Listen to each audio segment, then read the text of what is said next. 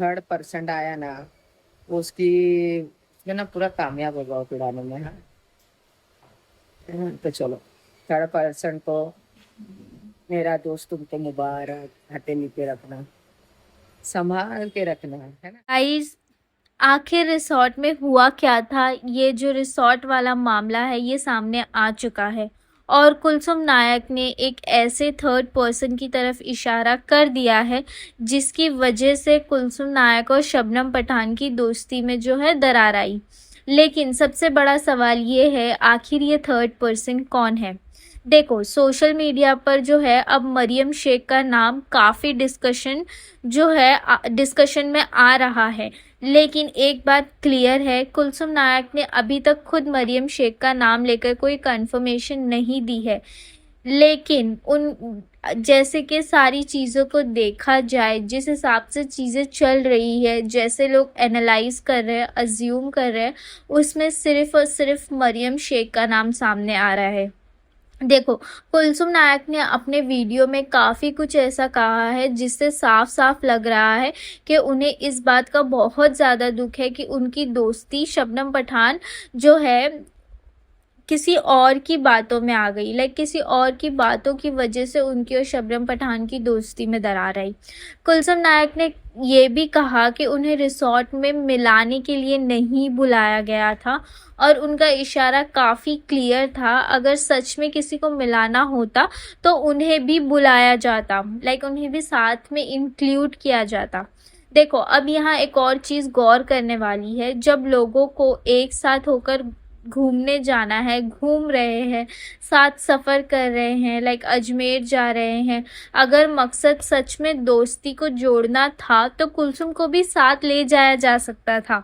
लेकिन ऐसा नहीं हुआ और यहीं से वो जो थर्ड पर्सन वाला एंगल है वो और ज़्यादा नज़र आने लगा। देखो, कुलसुम नायक ने कहा कि उनके और शबनम के बीच में जो भी तीसरा शख्स आया है जिसकी वजह से चीज़ें ख़राब हुई है, ये सारी चीज़ें उन्होंने कही, लेकिन उन्होंने उस इंसान का नाम नहीं बताया। बट हम देखने वाले हैं, हमें पता है, साफ साफ दिख रहा है कि शबनम पठान अब किसके साथ ज़्यादा है, वो किसके साथ अजमेर गई थी, वो किसके घर गई थी, घर जो नया घर लिया गया था। बल्कि उन्होंने एक और ज़बरदस्त बात कही, उन्होंने कहा अपना ही सिक्का खोटा था तो दूसरों को क्या बोलूं। इसका मतलब कुलसुम नायक कहीं ना कहीं ये कह रही है कि शायद शबनम ने किसी की बातों पर भरोसा किया और उसकी वजह से उन दोनों के बीच में मिसअंडरस्टैंडिंग हुई।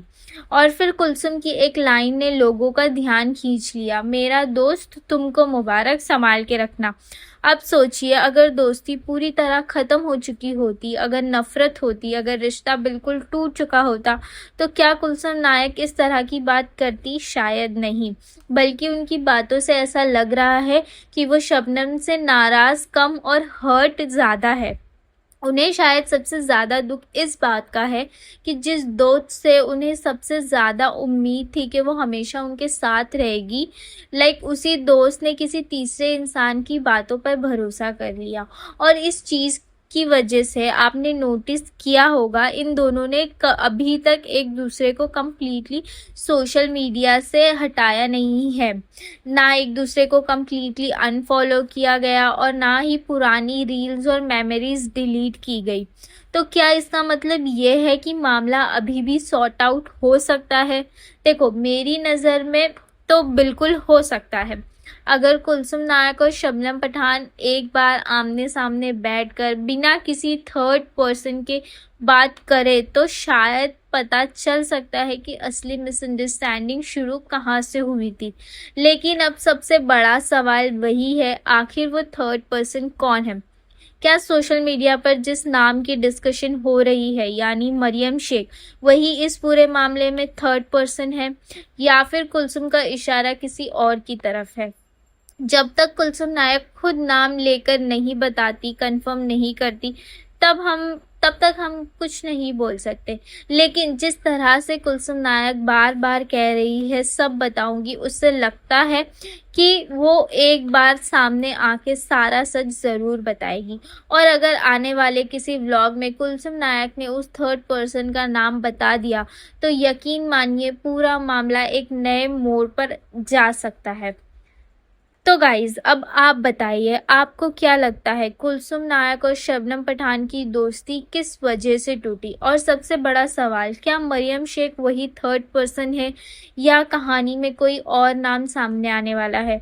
अपनी राय कमेंट सेक्शन में ज़रूर बताएं। वीडियो पसंद आया हो तो लाइक करें और शेयर करना बिल्कुल मत भूलना, और चैनल को सब्सक्राइब करना तो बिल्कुल भी मत भूलना। मिलती हूँ आपसे नेक्स्ट वीडियो में, तब तक के लिए बाय बाय।